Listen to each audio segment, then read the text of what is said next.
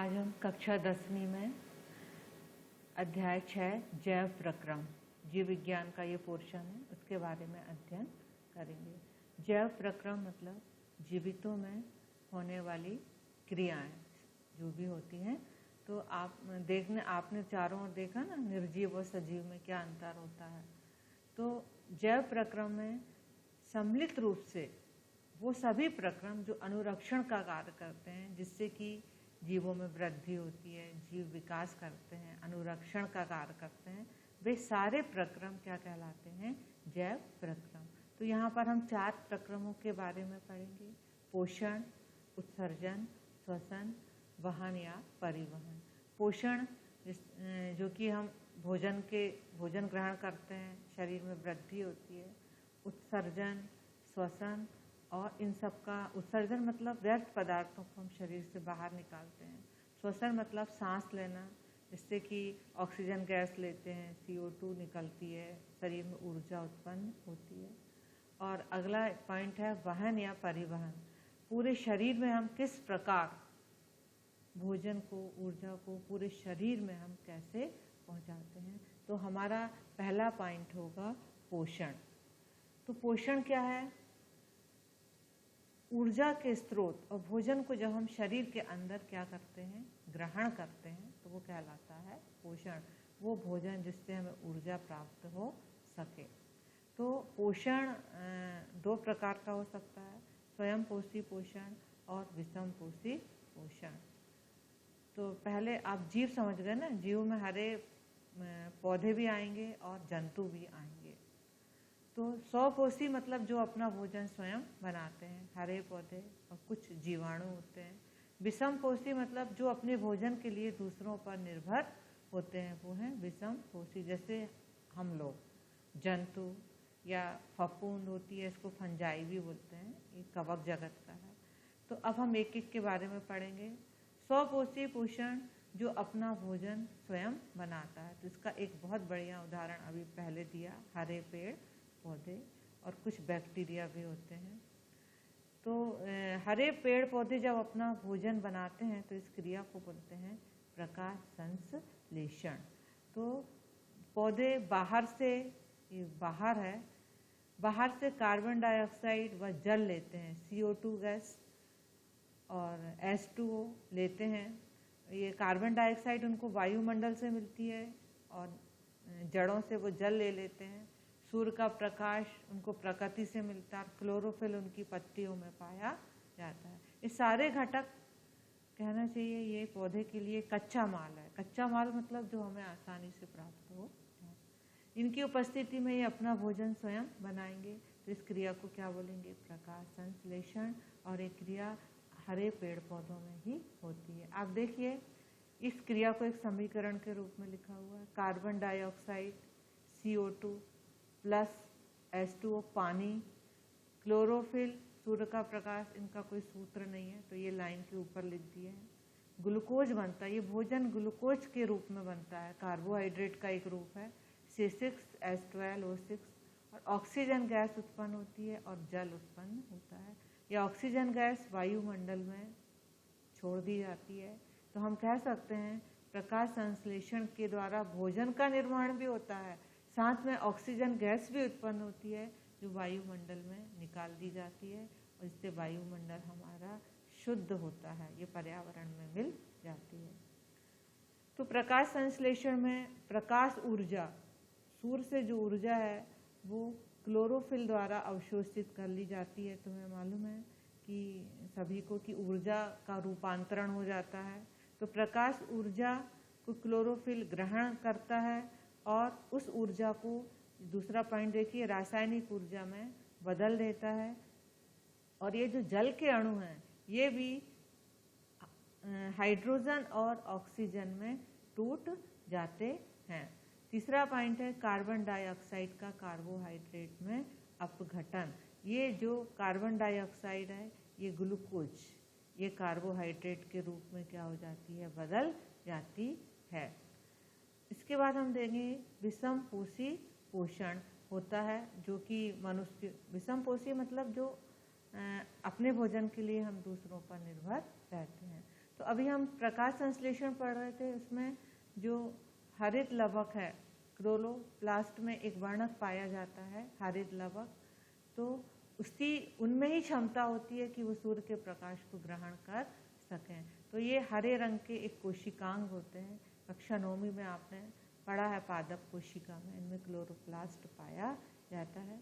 और प्रकाश संश्लेषण की जो क्रिया होती है वो पत्तियों में होती है, पत्तियों का रंग हरा होता है और उस पत्तियों में छोटे छोटे स्टोमेटा, रंध्र भी बोल सकते हैं या स्टोमेटा, इन्हीं के द्वारा गैसों का क्या होता है, आदान प्रदान होता है। आप ये चित्र में देखिए, एक पत्ती है, पत्ती में ये छिद्र आपको ऐसे दिखाई नहीं देंगे, जब इसकी एक बहुत पतली परत को हम माइक्रोस्कोप से देखते हैं, ये बिल्कुल पतली परत, आप एक पतली लेयर लीजिए और उसकी स्लाइड बना के जब हम देखते हैं तो हमको इस प्रकार दिखाई देता है। देखिए पत्ती का ये जो है, ये है सबसे ऊपर की एक त्वचा पाई जाती है और किसी किसी पर ये मोटी क्यूटिकल की परत भी पाई जाती है।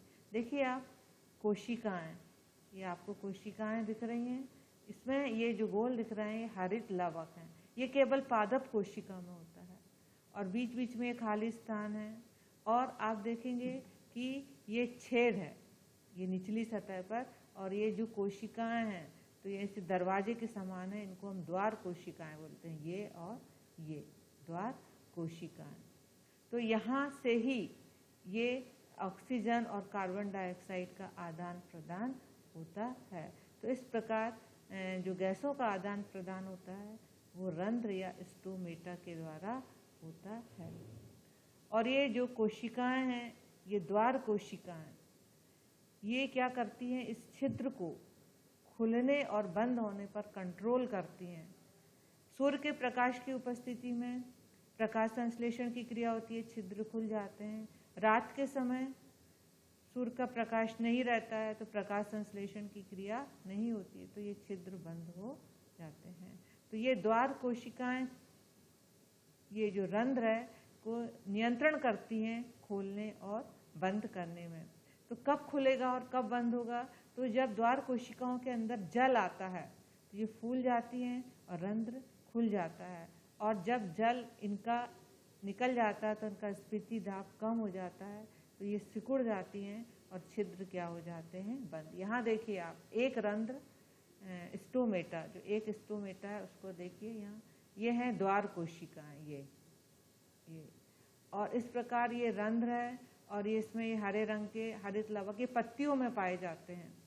तो जब इनमें पानी की मात्रा पर्याप्त होती है तो ये फूल जाती हैं कोशिकाएं और रंध्र बड़ा हो जाता है, और जब पानी की क्या हो जाती है, कमी, तो ये कोशिकाएं सिकुड़ जाती हैं और ये रंध्र छोटा हो जाता है। इस प्रकार स्टोमेटा के द्वारा गैसों का विनिमय आदान प्रदान होता है। अब हम पढ़ रहे हैं विषम पोषी पोषण। इसको हम 3 भागों में बांट सकते हैं, समभोजी, मृतोपजीवी और परजीवी। समभोजी पोषण, ये हम मनुष्य लोग समभोजी पोषण में आएंगे, अधिकतर जंतु हैं। और मृतोपजीवी जो सड़े गले मृत पदार्थों का सेवन करते हैं। परजीवी मतलब जो दूसरों पर निर्भर रहते हैं, जैसे अमरवेल, अमरवेल देखा ना आपने, कभी दूसरे पेड़ पर लिपट जाती है और अपने चूसकांग, उसमें छोटे छोटे हुक के जैसे होते हैं, उन दूसरे जिस पर ये लिपटी रहती है उससे अपना पोषक तत्व ग्रहण करती है। जुएं, ये हमारे शरीर में यदि सिर में हो जाते हैं तो शरीर में से खून चूसते रहते हैं। समभोजी मनुष्य और अधिकतर जंतु समभोजी होते हैं, इसके बारे में अभी पढ़ाते हैं। मृतोपजीवी फफूंद, मशरूम, ये सब सड़े गले मृत पदार्थों से अपना भोजन लेते हैं। अमीबा एक कोशिकीय जीव है, तो उसमें वो कैसे भोजन ग्रहण करता होगा, उसमें कोई अंग तो होते नहीं है। तो उसमें ये देखिए अमीबा का जो आकार होता है वो अनिश्चित होता है, कभी गोल भी हो जाता है, देखें ये अमीबा कभी गोल भी हो जाता है, कभी कहीं से भी कोई भी सिरा निकाल लेता है। ये केंद्रक है, इसका पूरा शरीर एक कोशिकी है। अब इसको भोजन लेना है तो देखिए ये भोजन है, ये दिख रहा है ना, खाद्य कण। तो ये क्या करता है, अपने कूटपाद झूठे पाद बनाता है, इसको कूट पाद बोलते हैं। देखिए तो उस ओर ये धीरे धीरे सरकता है, ये कूट पाद, देखिए ये कूट पाद सेकेंड स्टेप में।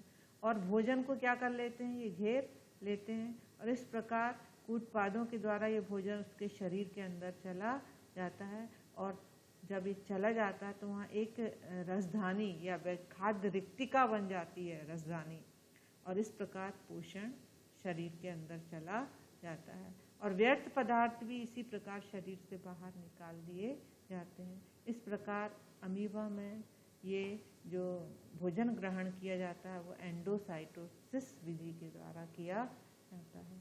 अब हम पढ़ेंगे मनुष्यों में पोषण। मनुष्यों में एक बहुत ही अच्छी तरह से विकसित पाचन तंत्र पाया जाता है। हम मुंह से भोजन को ग्रहण करते हैं, ये देखिए पूरा पाचन तंत्र का चित्र बना हुआ है। आहार नली, जो हम मुंह से भोजन लेते हैं और गुदा द्वार तक, ये पूरी नली कहलाती है आहार नली। तो सबसे पहला भाग है मुंह, जिसके अंदर हम भोजन लेते हैं। उसके बाद दांत होते हैं जो हमारे भोजन को छोटे छोटे कणों में चबा चबा कर बदल देते हैं। लार ग्रंथियां होती हैं जो कि लार उत्पन्न करती हैं और हमारी लार में एक एमाइलेज एंजाइम्स पाया जाता है। वो एंजाइम्स क्या करता है, भोजन में जो स्टार्च होता है तो उसको शर्करा में बदल देता है। आप देखते हैं भोजन को आप चबाइए तो थोड़ा देर बाद वो मीठा लगने लगता है। और जीभ होती है तो जीभ एक प्लेटफॉर्म का काम करती है, भोजन को लार के साथ मिलाती है। और उसके बाद ये देखिए जीभ, ये मुंह और ये यहाँ से लेकर पूरा ये आमाशय, ये जो नली दिख रही है ये कहलाती है ग्रसिका। ये सबसे लंबा भाग है, सबसे लंबा नहीं, लंबा तो छोटी आंत है, ये थोड़ा सा पतला लंबा भाग है। तो ये मुंह से आमाशय के बीच की एक नली है। सबसे बड़ा भाग है हमारा शरीर का, ये है आमाशय।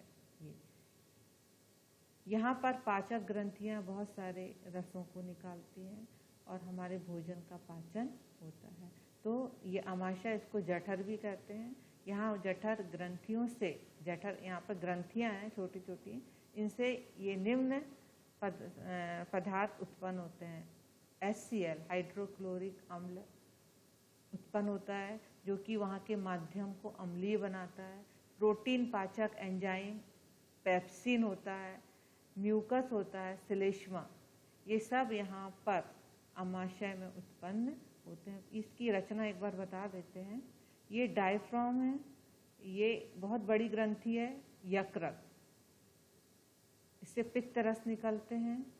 और ये छोटी सी एक नली है पित्त रस, यहाँ आमाशय में देखिए आप निकाल देती है।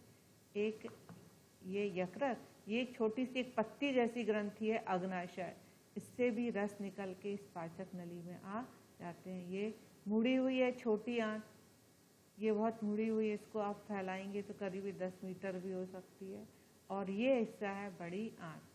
और साथ में एक अवशिष्ट अंग है हमारे शरीर में, परिशेषिका, जिसको आप लोग शायद इंग्लिश नाम से परिचित है, अपेंडिसाइटस। और बाद में जो हमारा भोजन है अपचा और व्यर्थ, वो गुदा द्वार से बाहर निकाल दिया जाता है। इसको आपका नामांकित चित्र बनाना है। अब हम देखेंगे क्षुद्रांत। आमाशय, आमाशय के बाद अगला भाग है आहार नली का क्षुद्रांत। ये सबसे लंबा भाग है और यहाँ पर भी भोजन का अवशोषण भी होता है और पाचन भी होता है। यहाँ पर ये देखिए यकृत से भी रस आते हैं और यहाँ पर अग्नाशय से भी कुछ एंजाइम्स आते हैं। तो ये जो यकृत से आते हैं, ये 2 प्रकार के रस आते हैं, पित्त रस और पित्त लवण। और अग्नाशय से एक एंजाइम आता है ट्रिप्सिन और एक आता है लाइपेज। इस प्रकार ये हमारे भोजन का क्या करते हैं, पाचन करते हैं।